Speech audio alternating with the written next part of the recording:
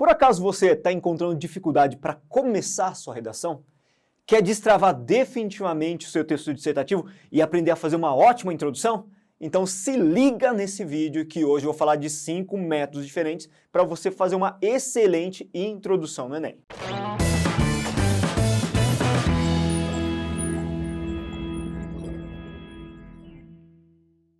Fala, gente linda, beleza? Aqui é o Ricardo, o Java da Redação, e hoje eu vou falar de 5 formas distintas para você fazer uma excelente introdução e nunca mais ter aquela dificuldade na hora de começar uma dissertação quando chegar a hora H.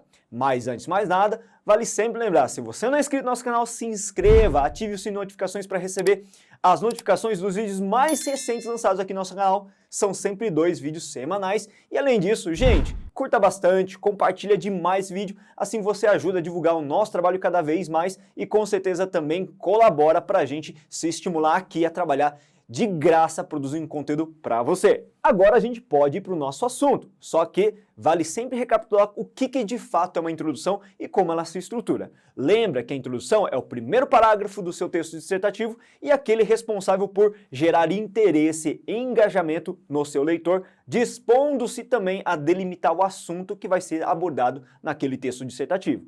Então, para fazer uma boa introdução, é importante você tentar dividir essa estrutura estrategicamente em 3 períodos, cada qual com uma função diferente. Quando a gente fala da introdução, eu prefiro dividir sempre em 3 períodos, sendo que o primeiro é a contextualização, o segundo a problematização e o terceiro é a tese ou posicionamento. Professor, mas peraí, o que faz cada uma dessas partes?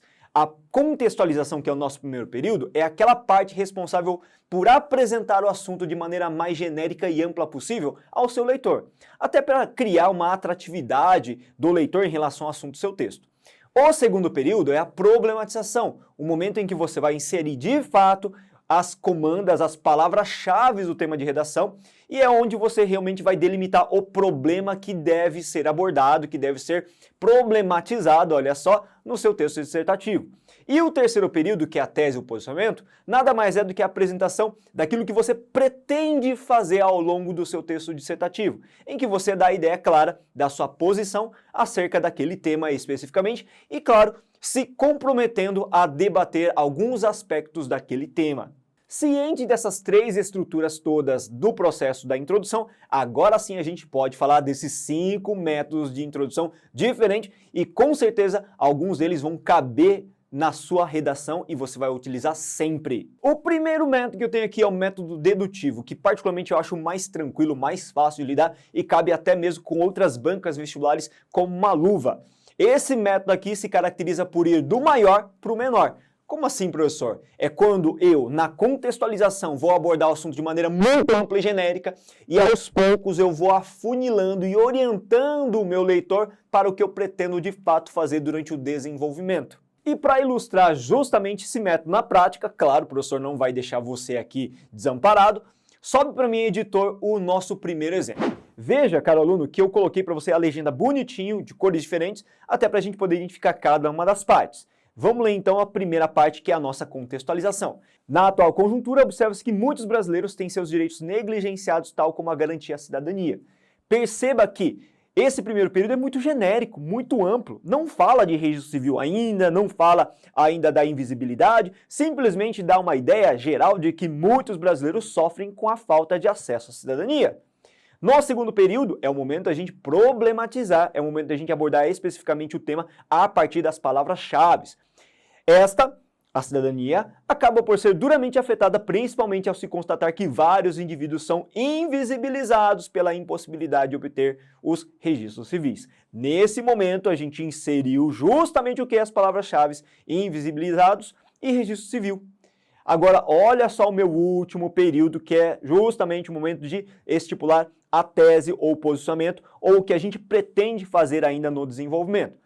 Dessa forma, é crucial abordar a problemática a fim de encontrar medidas para sua reversão. Qual o propósito, então, dessa minha tese? A tese propõe justamente que a gente vai abordar o problema para que no último parágrafo, na conclusão, haja a nossa intervenção com medidas para a reversão do impasse. Perceberam então a função de cada uma dessas estruturas de que compõem a nossa introdução?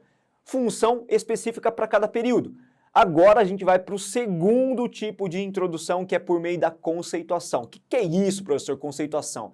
Veja que nesse método eu vou usar o primeiro período, que é a nossa contextualização na introdução, para conceituar uma das palavras-chave das quais compõe a comanda de redação.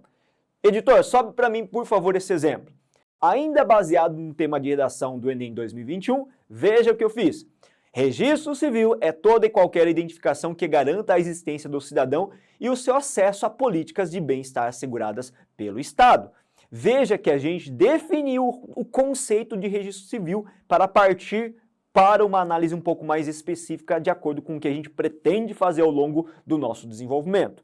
Em azul agora a problematização. No entanto, infelizmente muitos brasileiros têm seus direitos violados pela invisibilização decorrente da impossibilidade de obter, aliás, uma identificação. Veja, aí eu inseri especificamente a palavra invisibilização, que faz parte aí da problemática.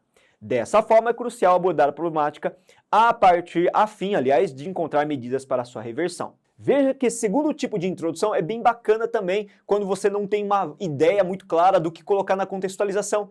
Ah, eu não sei como começa a minha contextualização. Poxa, eu vou conceituar que é mais fácil. Afinal de contas, conceituando uma expressão, eu já insiro uma problemática bem bacana para ser debatida. Terceira forma de introduzir, referência literária. Nossa, esse aí eu adoro, até porque eu amo literatura, amo dar aulas, ministrar aulas de literatura também, por isso eu gosto bastante desse tipo de introdução.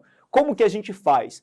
Na contextualização, a gente faz uma referência de uma obra literária, de um aspecto da obra literária, não precisa ser a obra como um todo, de alguma personagem pertencente a uma obra em específico, pode ser até mesmo da vida do autor, como referência para inserir depois um problema. Para deixar isso bem claro, editor, sobe para minha imagem, por favor. Veja o que eu fiz nesse caso. Eu inseri a obra Vidas Secas. Em Vidas Secas, do renomado autor Graciliano Ramos, tem-se a trajetória de uma família de retirantes que, invisíveis ao Estado, são desapropriados dos seus direitos e explorados pelos interesses da elite agrária. Perceba que eu não abordei a obra como um todo, eu simplesmente peguei um recorte temático dela e inseri aqui. Análogo à ficção, na atual conjuntura brasileira, verifica-se que muitos brasileiros não têm a cidadania assegurada pela impossibilidade de obter os registros civis. Perceba que eu usei até uma expressão aí que é muito importante para fazer a ligação entre o ficcional e o real, que é a expressão análogo, beleza?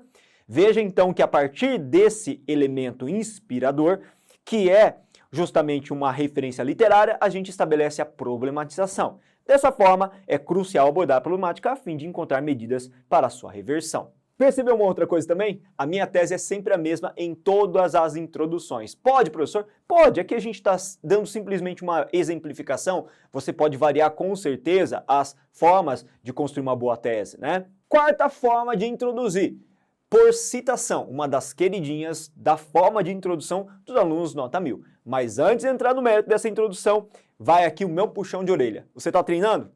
Tá fazendo redação toda semana? Pô, professor, não dá tempo, né? Não consigo, tô fazendo quinzenalmente, tô fazendo uma vez por mês. Toma cuidado com isso, gente. Uma das formas de você melhorar na redação é por meio de treinos. E não só treino, porque não adianta simplesmente pegar um tema e treinar. Você tem que ter um feedback de um corretor profissional e especializado na área. E é justamente isso que a Corrige me oferece. Então, se você está interessado em uma correção profissional, personalizada, que garanta uma melhora gradativa do seu processo de escrita, acesse nossa plataforma. O link está na nossa descrição aqui desse vídeo. Agora sim, depois do merchan, vamos lá para a nossa quarta forma de introduzir por meio da citação direta ou indireta. Como que a gente faz, professor?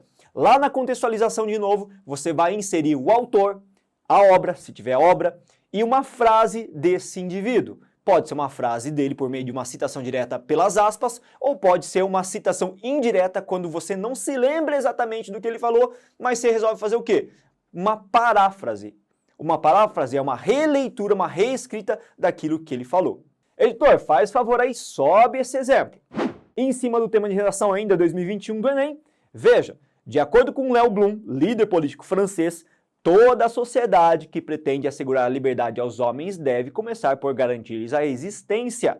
Perceba o que a gente faz? A gente não cita apenas o autor, a gente também insere uma espécie de referência, líder político francês. Isso é muito importante, Porque o nosso corretor, ele tem que saber que esse texto ele foi promovido por alguém que tem uma referência, uma importância, uma autoridade. Depois disso, você faz o quê? Você insere a problematização. No entanto, o Brasil se encontra distante dessa máxima, uma vez que impossibilita que muitos tenham seus registros civis, ocasionando a invisibilização dos mais vulneráveis. Dessa forma, é crucial abordar a problemática a fim de encontrar medidas para sua reversão. Percebeu, gente linda? Na introdução, o primeiro período que é a contextualização é que normalmente vai nortear a produção do estilo de introdução. Agora a gente chega ao número 5. Tchan, tchan, tchan, tchan. Gente, número 5 eu reservei um negócio especialíssimo para você, que é uma introdução coringa. O que significa que esse tipo de introdução que o pai aqui reservou por último é uma introdução que vai caber em qualquer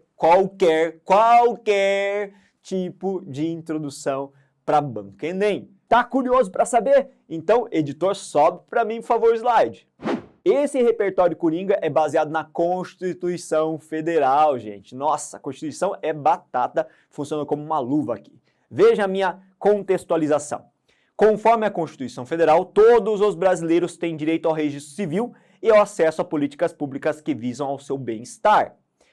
Veja que a contextualização, que essa visão genérica, trata da Constituição sobre o acesso dos direitos dos brasileiros. Depois disso, ao constatar que na teoria eu tenho direito, eu tenho que contrastar a nossa problemática por meio da partícula no entanto. Olha, apesar disso estar escrito na Constituição, na verdade é muito diferente. Eu estou trazendo um problema, veja bem. No entanto, essa conjuntura teórica se encontra distante da prática, uma vez que muitos são invisibilizados pela impossibilidade de obter sequer a certidão de nascimento, que é um primeiro registro. Dessa forma, é crucial abordar a problemática a fim de encontrar medidas para a sua reversão. Perceberam que esse tipo de contextualização é universal? Basta você trocar as palavras adequadas de acordo com o tema de redação. Vamos supor que a gente tenha um outro tema aqui. Por exemplo, o tema de 2015, persistência da violência contra a mulher no Brasil. Se eu quiser pegar esse tema, eu consigo colocar e adaptar perfeitamente a essa introdução. Vamos ver? Conforme a Constituição Federal, todos os brasileiros têm direito à segurança pública e ao acesso a políticas que garantam o bem-estar. Veja, a gente adaptou e inseriu o termo segurança pública, porque quando a gente fala do tema sobre a persistência da violência contra a mulher no Brasil, a gente está abordando esse eixo temático que é a segurança. No entanto, essa conjuntura teórica se encontra distante da prática, uma vez que muitas mulheres ainda sofrem com o assédio moral, físico perpetrado por homens. Veja, violência contra a mulher. Nossa, cabe como uma luva. Então, gente linda, que maravilha, eu trouxe para vocês aqui 5 formas diferentes de introduzir um bom texto.